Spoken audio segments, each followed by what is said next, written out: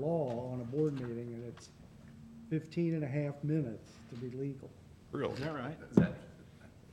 No. Well, then we violated that a whole lot, John. I've been here that long a few times. Well, you stay, John. The rest of us. He was even looking. He was John, looking like, John, I've not I've heard been at this. too many of these meetings to know that's not the case.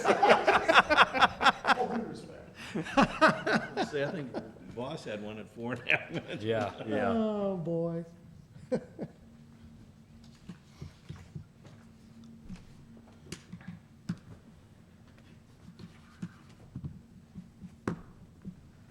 Okey dokey. Let's call this meeting of the Board of Public Works, Washington, Tuesday, May 14th, 7:30 a.m. to order. Roll call, please. Hang on, John. Hang on a second, John. The We light is not. we don't have a light, so I'm not sure We if don't we're have the light. recording. We may have to do a take. Oh, I gotta do that Take two. again? Yeah, take two. It's take two. We're gonna get 15 and a half minutes today. I think. Yeah, start the clock, all right? It started the clock. first I started time. to say, I hope it's running.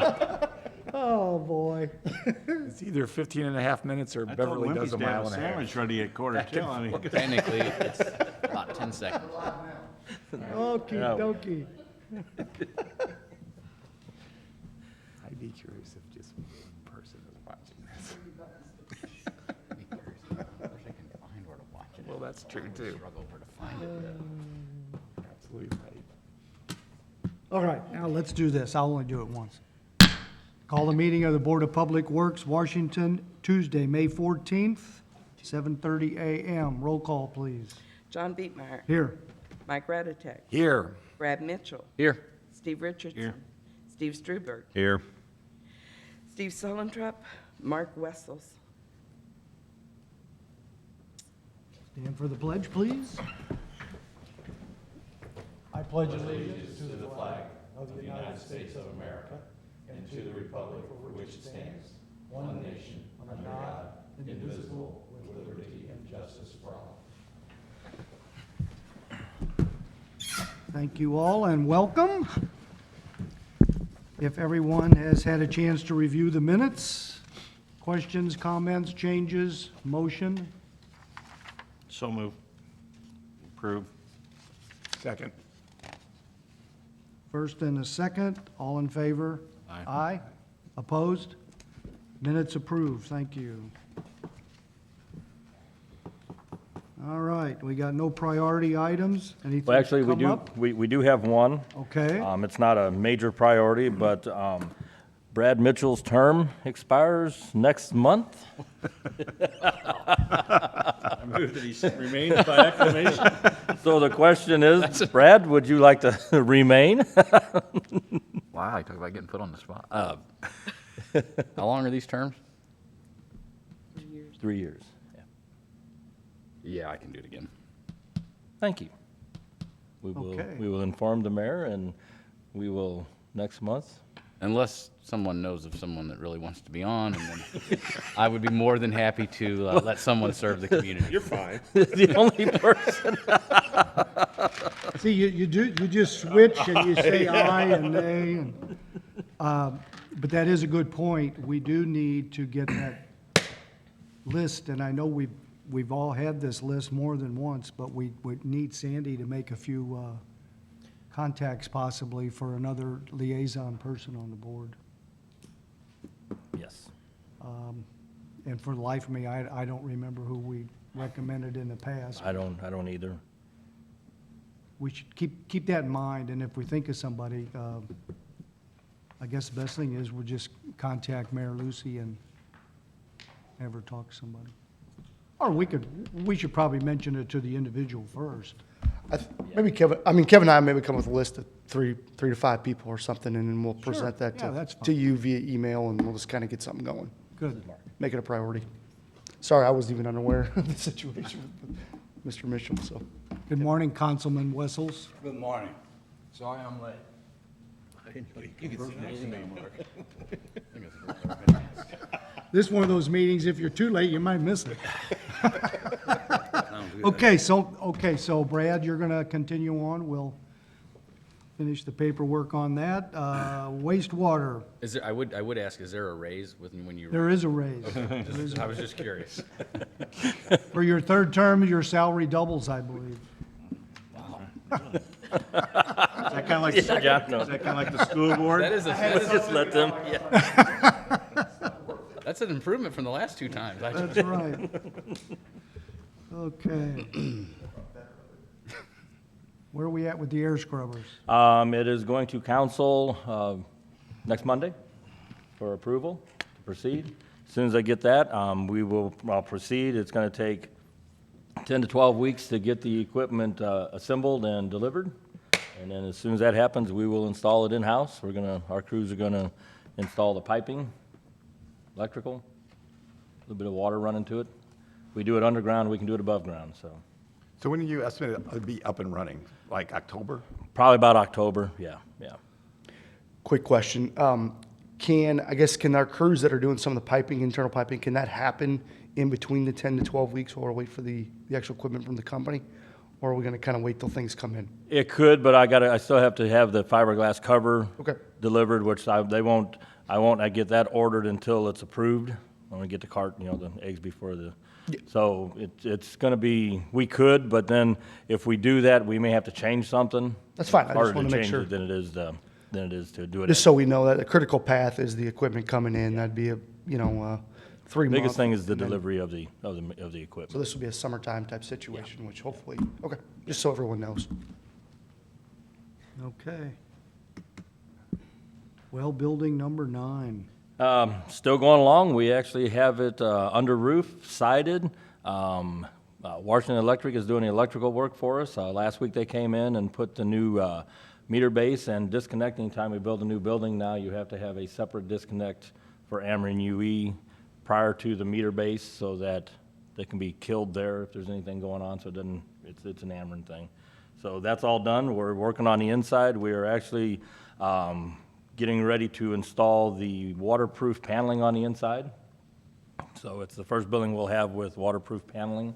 So if we have a leak or get any water anywhere, it doesn't deteriorate the interior of the building. Other than that, Is that the one where the car ran into it? yes. We got any obstacles in front? Yeah. We did square that building up to the curb.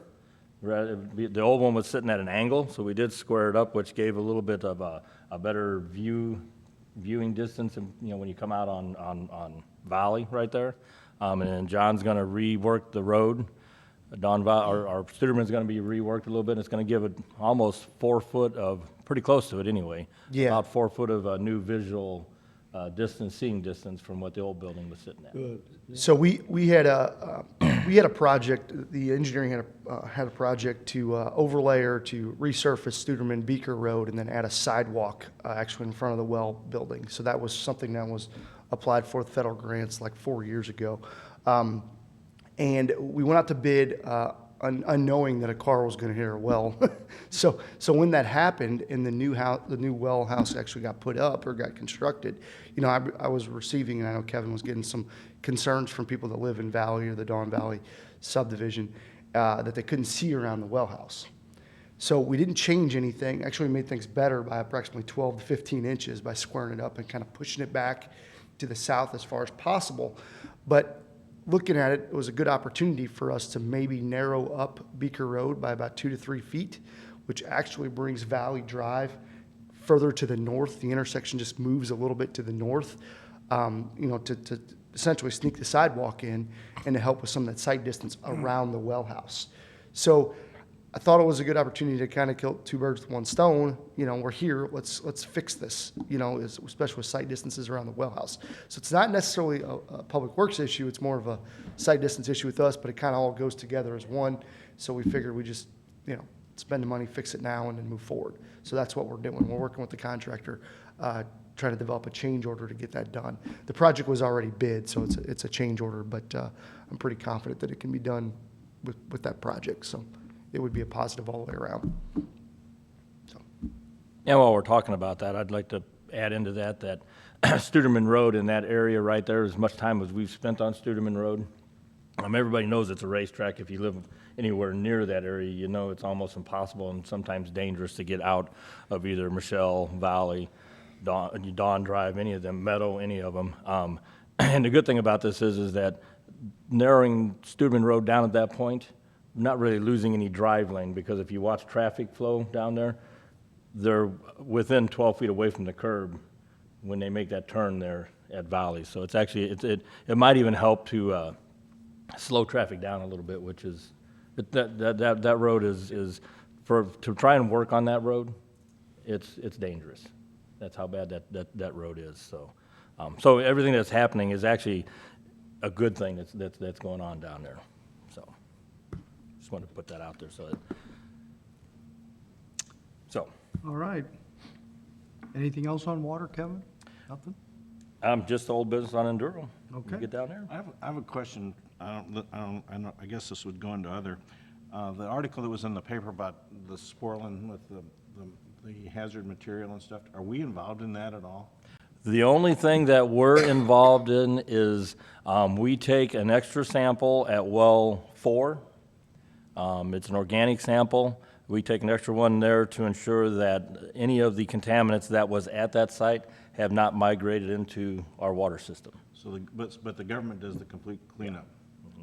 Yeah, I mean, there'll be something that John will probably have to deal with, and, Yeah. but as far as the water and wastewater side of it, the only thing we have to worry about is well 4, which as it is right now, there is no been there a contamination in the long time, groundwater at this time. Yeah, the migration of, I don't know what's in there, if it's TCE or, I'm not sure, I didn't read the report, but Mark Scornia, the emergency management director, is the one kind of heading that up for the city, so he's kind of the point of contact with that situation, and then Kevin and I kind of report back if, as needed, we become as kind of task employees to provide Mark with whatever information he may need. Mark is working on getting on what's called the National Priorities Database, which is like a super fund. I don't know if anyone's ever heard of super fund, but essentially the federal government sets away dollars through the EPA to clean up sites such as this. Example would be like Washington County, like the Lead Belt. That's essentially a lot of Superfund. The Times Beach, when it was cleaned up, that was a Superfund project. So it just gives you an idea of some of the size of these Superfund situations. This one is kind of on the lower end of the size of cleanup. In my experience, which is very limited, but is these things take a long time. So you go on this national priorities database, but it is not you're a priority, but you kind of stay in that lower tier. tomorrow to fix anything. They will not. I mean, I think that's unless the feds, the EPA gets somehow funded with a significant amount of money, and even then, I just don't see that happening. So what we do is we monitor those type of things. I know New Haven has a Superfund site at the old tent manufacturer, and what they did in that situation was it was TCE, same type of stuff. It was migrating to the south. It was showing up in some wells, private wells, so they put filtration systems in the houses, that type of stuff. So until it's kind of a waiting process to see, is there an issue? Unfortunately, that's just how it is. It's more of a reactive situation, and because there's just not money at the federal government level to clean these up. So we're waiting. I know Mark's working hard on putting pressure on the EPA, but quite honestly, I think they have a lot of other things going as well. So Thank you. I just did have a question, and I can't think of the street, but it would be where 9th and Camp Street come together, and you go just east then on 9th Street. I don't know if that's Wilson or what those first 2 streets are there. Lincoln. It's a good Lincoln and Roosevelt. Could be. There is no, I'm pretty sure there is no curb and gutter on the north side of 9th in a certain spot through there. And when it rains, and when it rains a lot, there's like a lake that's there. The storm drains, I don't know if it doesn't drain properly. And one of those houses always has lots of leaves, and I know the storm drains are clogged a lot of times, but I didn't know if there was ever anything. I don't think about it when it's dry, obviously, but then when last weeks and months, it's been so wet, especially when it rains a lot in a short period of time. I mean, it's like the whole 9th Street was like 80% covered one day. It was just so deep through there. yeah, the mayor appointed a new council liaison committee that I requested called the Stormwater Committee to review stormwater problems on a quarterly basis, just to give some direction on where we go with our stormwater situation. Engineering does actively look for those things as far as trying to fix puddles and you know, those type of things when we do projects in the area. So what I always tell people is once we get in your area, you know, we'll work together to solve these problems. But right now, our priority is not in that location. We did do some great work at the corner of, I think it was Lincoln, actually. Lincoln and Ninth, we put a couple graded inlets because cars were hitting, you know, an open situation there. So we worked on that a little bit. It's important to note, though, the city historically has not constructed curb and gutter. With our own dollars, we replace it, but we don't really build it unless, you know, there's federal dollars involved. The reason for that is any new development that goes in, so a good example is High Street, that's paid for initially by the developer. We take it over for maintenance, so we're not spending our tax dollars to pay for it. Is that right? I think I'm kind of split, you know, but that's historically what we've always done, is you as the property owner pay for it, you know, with our help, you know, laying it all out and that type of thing, and then we take it over for maintenance. I think for some So- reason here, I mean, I'm trying to picture, I think it's almost literally a one block. It is, it's a whole block. I know exactly, I've already talked to the property owner. It's curb and gutter here, it's curb and gutter there, but for some reason, Most likely what happened was it was that situation, that might have been probably the last house in that development. As you kind of work to the east, those were newer homes. That development had curb and gutter put in. This one was just out there on an island, and nobody made a decision to bite the bullet and take care of it. Because of that historical, we don't pay for curb and gutter. So that's my guess. But we'll look at it as we get, I mean, it's I'm just a aware spot of it. that I only see it because I'm through there periodically, and it's just like, Is that wow, one of your running trails? it is. It's like, I don't tend not to swim, so I get it. No, I'm aware of it. well, and if nothing else, Kevin, that would be a spot where, and I know you sometimes send guys out after it does rain a lot to clean storm. Yeah. storm- Yeah, we do that. The street That would department, that's a certainly be- that's a Street street department, department and we work with responsibility. them with our truck, Yep. so we'll, That and would it could be that drain, because if I remember right, there's a drain right during the corner, One I on each think. side. There's literally. There's also a concerning the drain that actually goes from the north to the south to go into Bush Creek. Some of those pipes are in fairly rough condition, so we're gonna look at slip line in a few of those too. So we're aware of it, for sure. But thank you. Yeah, we go out and try and help clean them out if we can with our truck. Yeah. Yeah, it just- Kevin does a great job helping us out, so. yeah, so. And I don't go that way, so I never see the water, Yeah, you know, I just don't, it's not one of my normal routes to take. So,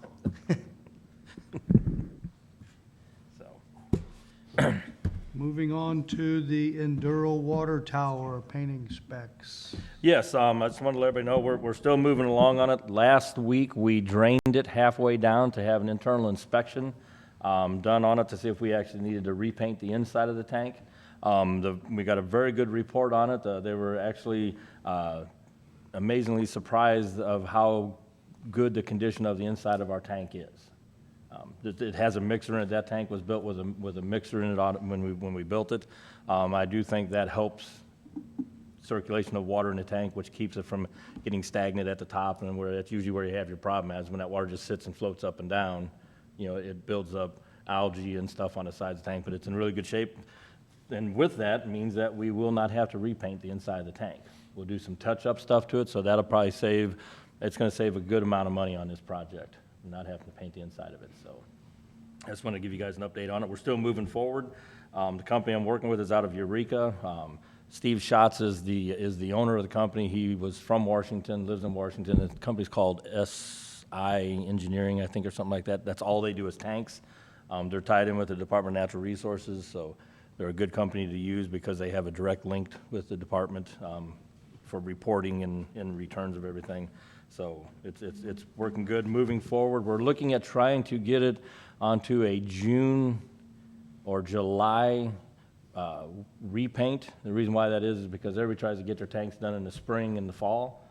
In the middle of the season, you get better rates because they're looking for work to do. So we'll get real competitive bidding on it too. So, and it should only take we're estimating it being down for approximately a month.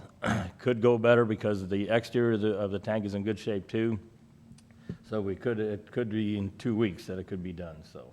It won't cause a problem out at the industrial park because I will set well 11, which is the tank that influences the industrial park. I will set that to be governed off of the Clay Street tank, which means it will run all the time, which will keep a good flow of 830 to 850 gallons a minute continuously flowing out of the well throughout the system. So if there was any fire issues or anything, we'd be able to handle that, so, with the influence for the rest of the town, so.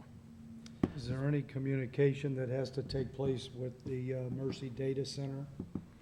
That was an issue when they built and had their own system put in? Well, the Mercy Data Center had, when they put their new well in, was put in for a situation that would kind of tie into this. If, say, well 11 would go down, their well and pressure tank system is to take over and accommodate that. So I'll let them know when we get ready to go. I'll send them the information on the timeline. But as far as theirs, they should be internally ready to go if anything would Right. happen. I think so too. Yeah. I mean, It's just but I will let them know, just. I just It's remembered that redundancy. It was a big deal when all that took place, so it might not, Yeah, theirs is a redundancy to ours if we Yeah. had a situation which we So, yeah, don't anticipate.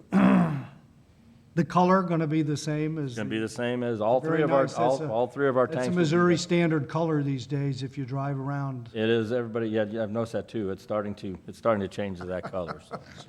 So Came in last night from the east end of town heading west, and that's I think the best that tower has ever looked. And no offense against anybody else, but I think it's the best that tower has looked, and It's good. Should have planted some clouds on it, you know. there was a discussion of that to make, a ring around the top.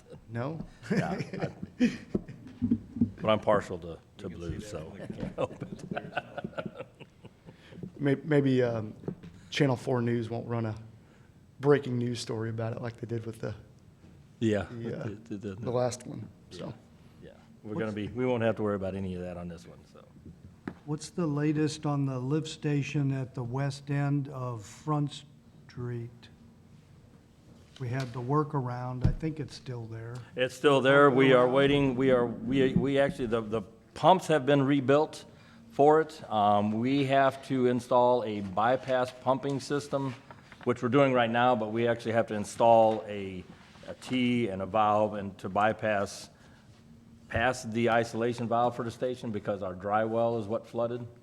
And we have about 10 inches of sewage still in the bottom of that we couldn't get out. So now that we have our new truck, it's just a process of getting that tied into everything else. We need to get that put in, and then we'll bypass pump, get the pumps back in, and it'll be back online. So hopefully in the next 2 to 3 weeks, we've got all that going, so. And the other pump for the Walnut Station is, It's still being built? that's being built. Yeah, it's being built, yeah. That'll be a project in the fall, I Yes, guess. it's, and working with Cogent, Vandeventer, BRI, the company that we're working with, they know that as soon as that pump comes into their facility, they will make sure that it is operating the way it's supposed to, and then that is the priority for them to come and get it installed in here as soon as it shows up to them. So it's just it's not like the old days. When I first started into this industry, you could call somewhere and say, hey, I need this pump, and they had 2 of them sitting on a shelf. Right. Nowadays, they don't, there is nothing built and sitting on a shelf anymore. When you order it, they build it. And this one's being built out of Sweden, so it takes time. It's a big pump, so. But it's still, it's right on the fire, and it's ready to go as soon as the equipment comes in. Hopefully soon. Any other comments, questions, discussion? Real quick, next week is Public Works Week, I guess. Yep. So Mary Trentman will have a proclamation. It's not something we typically do, but Kevin and I have discussed it's something we probably should be doing just to make the public aware of kind of all the hard work the guys do, guys and gals actually, but everyone does. So it's just an opportunity to kind of get that out in front of council and let the paper know that, these day-to-day activities, they don't just happen. People have to work at these things and work hard at getting them done, so. Good. John, could I ask just a couple informational questions? Everybody was kind enough to send me these minutes, and I was going through. Okay, so I'm assuming the Enduro, well, that's out at the industrial park by Enduro. Yes. Where's the Crestview? You mentioned that in the minutes. Crestview is at the intersection of 147, that big sphere tower that's Oh, up there. okay, that's That's Crestview. Crestview, and then Clay Street is on Clay Street, right across from Apple Blossom Road, or Apple Blossom Drive. Thank you. Welcome. Next meeting? When is the next meeting? June 11th. Motion to adjourn? So move. Second. Moved and seconded, all in favor? Aye. Opposed? Meeting adjourned, thank you. Pass that 15 minutes. At your time, in. This is the most fun part, you know, getting, The golf course is almost starting to dry out. I mean, not dry out, literally, just be dry. Door over there. What happened to 12? You know what happened is. Didn't they Well, put we did. under there? 10 years, well, here's what happened. 10 years ago, we put in a wicking system. Still having It treatment. worked. I mean, it worked Yeah, great. yeah. Well, She's still undergoing treatment. they told us when we did it that this is about a 10-year fix, because they put some chemicals in there Thank with these, it's like a small French drain. They put all. Anything you guys need, let us know. But after 10 Anything you years, need,